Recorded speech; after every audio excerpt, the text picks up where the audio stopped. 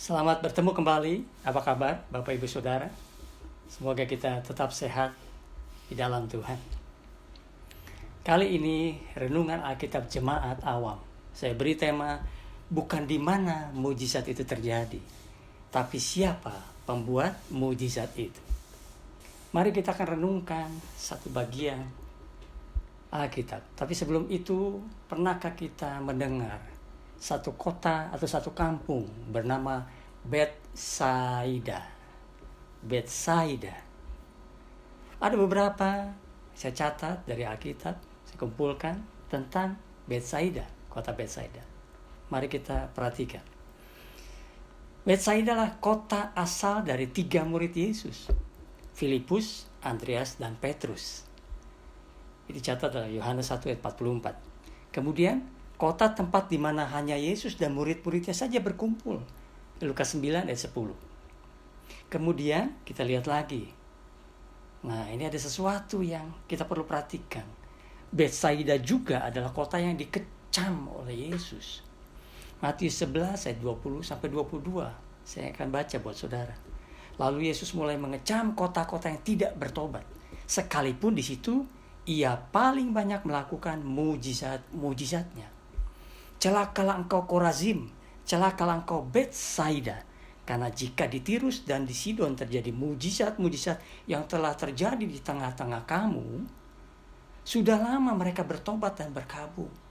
Tetapi aku berkata kepadamu, pada hari penghakiman, tanggungan Tirus dan Sidon akan lebih ringan daripada tanggungan Korazim dan Betsaida. Itulah sekilas tentang kota Betsaida. Ada satu perikop menjelaskan apa yang Yesus buat di salah satu kota, dan kota itu dikecam. Pada kota itu kita perhatikan tadi, asal dari 3 murid Yesus, dan juga tempat yang sering dipakai Yesus dan murid-muridnya untuk menyendiri bersama. Kita perhatikan Markus 8 ayat 22 sampai 26. Saya akan baca saudara di bawah judul perikop.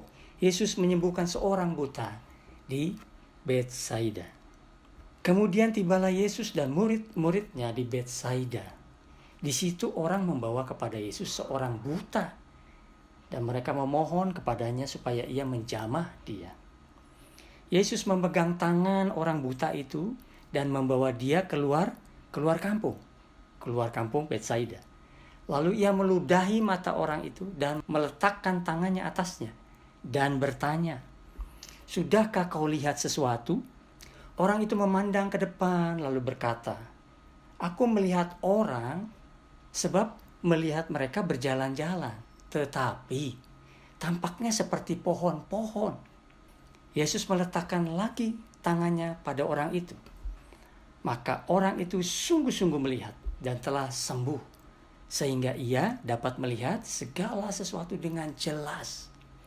Sesudah itu Yesus menyuruh dia pulang ke rumahnya dan berkata, "Jangan masuk ke kampung, jangan masuk ke Betsaida." Saudara, mari kita perhatikan. Orang buta. Beberapa orang membawa satu orang buta ke Betsaida di mana Yesus ada di sana. Kemudian Yesus bertemu dengan orang itu. Apa yang dilakukan Yesus? Dia memegang tangan orang buta itu, mengajaknya kemana? Justru keluar kampung, keluar Betsaida. Teman-temannya membawa orang buta ini masuk ke Betsaida, tapi untuk bertemu Yesus. Tapi Yesus membawa dia keluar dari Betsaida. Apa yang terjadi? Kemudian ketika ada di luar Betsaida, Yesus meletakkan tangannya ke atas orang buta itu. Sebelum itu dia meludahi mata orang buta itu. Lalu Yesus tanya, "Sudahkah kau lihat sesuatu?" Jawab orang buta itu, "Aku melihat orang berjalan-jalan, tapi tampaknya kok seperti pohon-pohon." Dia orang buta, tapi dia tahu membedakan orang dan pohon. Mungkin banyak sekali orang-orang di sana, orang buta, juga diajarkan untuk mengenali kan. Banyak benda, banyak apa. termasuk orang-orang dan termasuk pohon. Itu yang dibayangkan ada di pikiran dia. Sehingga dilihat, aku melihat orang berjalan-jalan, tapi tampaknya seperti pohon-pohon. Mulai dia juga ragu atas penglihatan yang kurang jelas itu.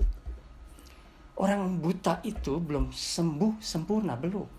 Mengapa? Apakah karena Yesus tidak sanggup menyembuhkan dia dengan sempurna, dengan langsung melihat dengan jelas? Jawabannya tentu tidak. Lalu kenapa? Mengapa? Ketika meludahi dan menumpangkan, meletakkan tangannya, dia belum melihat jelas orang buta. Mari kita perhatikan, apa maksud Yesus dengan kejadian, dengan proses penyembuhan seperti itu. Orang buta itu ada di mana? Mula-mula ada di kota. Kemudian Yesus pegang tangannya dibawa ke luar. Kota atau kampung Betsaida. Kita keluar, ada di luar Betsaida. Ada di luar sudah. Tapi kemudian Yesus meludahi orang buta itu. Dan bertanya, sudahkah kau lihat sesuatu? Orang buta itu menjawab, ya, aku melihat orang-orang, tapi kok seperti pohon-pohon. Saudara, kenapa dia katakan itu? Sebenarnya orang atau pohon yang dia lihat. Karena dia ada di luar Betsaida. Orang-orang ada di mana?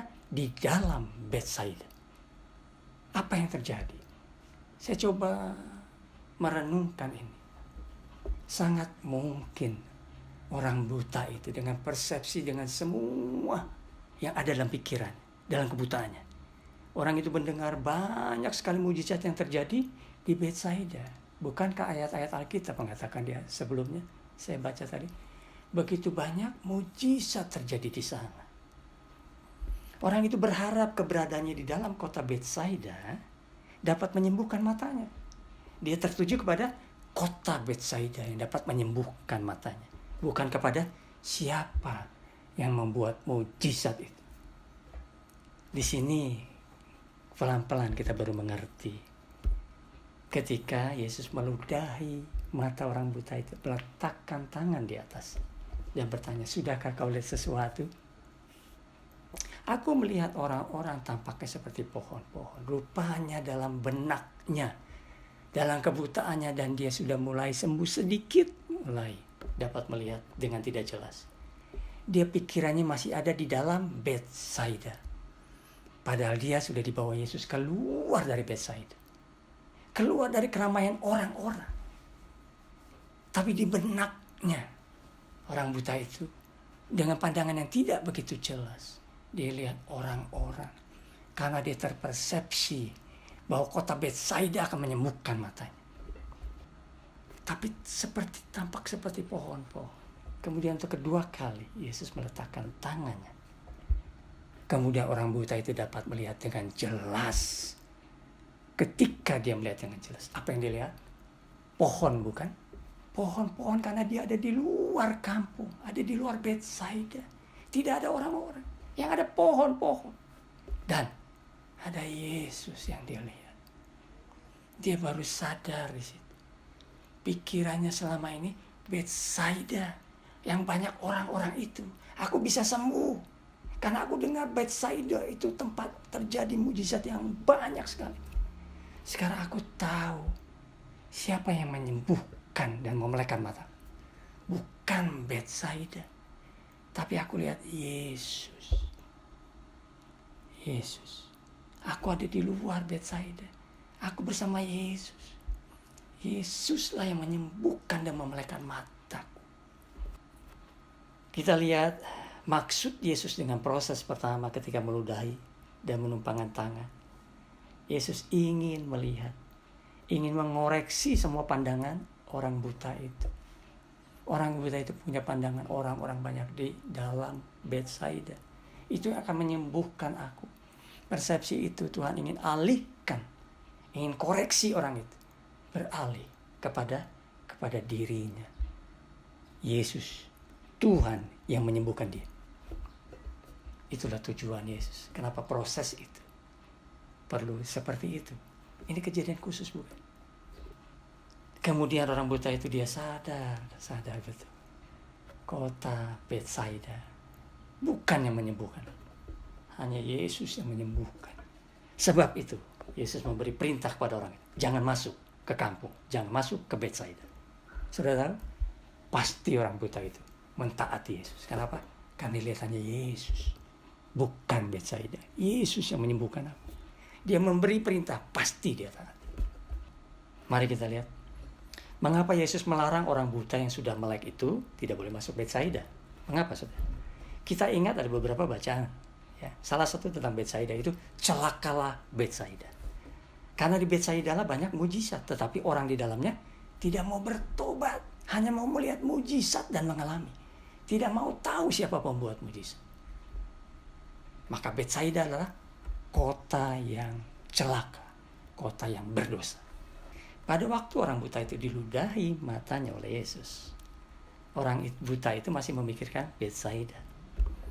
Padahal Betsaida adalah kota yang celaka dan berdosa. Jika seseorang melihat sesuatu yang najis, apa yang akan dilakukan? Baik sekarang maupun dulu pada saat zaman Tuhan Yesus, yaitu akan meludahinya. Sesuatu yang najis. Yesus meludahi mata orang buta itu. Bukan menyatakan semata-mata dia najis. Ada maksud Yesus di sana. Kemudian dia menumpangkan tangan di atas kepala.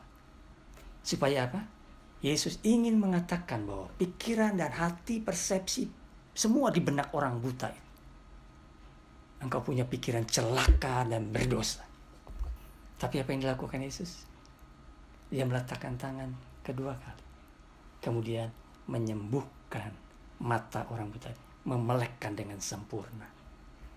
Dia menyatakan orang itu najis, celaka, berdosa.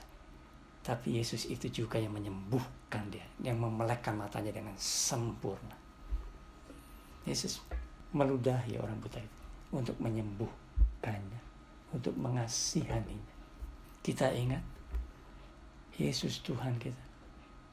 Dia pernah diolok-olok, dihina, dipukul, disesat, dan diludahi. Begitu najis Yesus dianggapnya oleh orang-orang yang membencinya dan ingin menyalibkan. Dia diam, dia terima.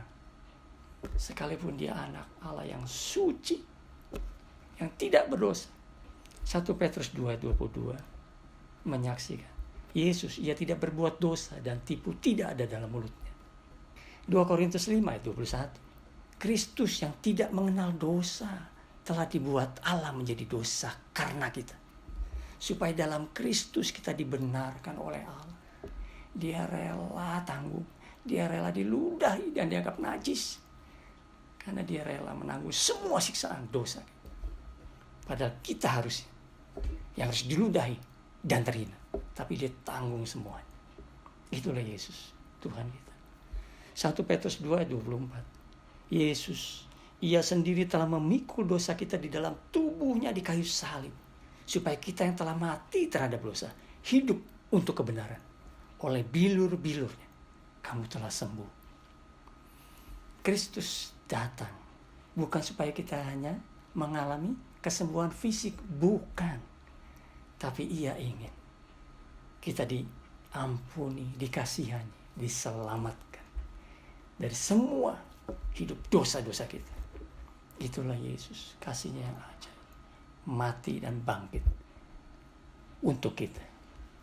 Puji Tuhan.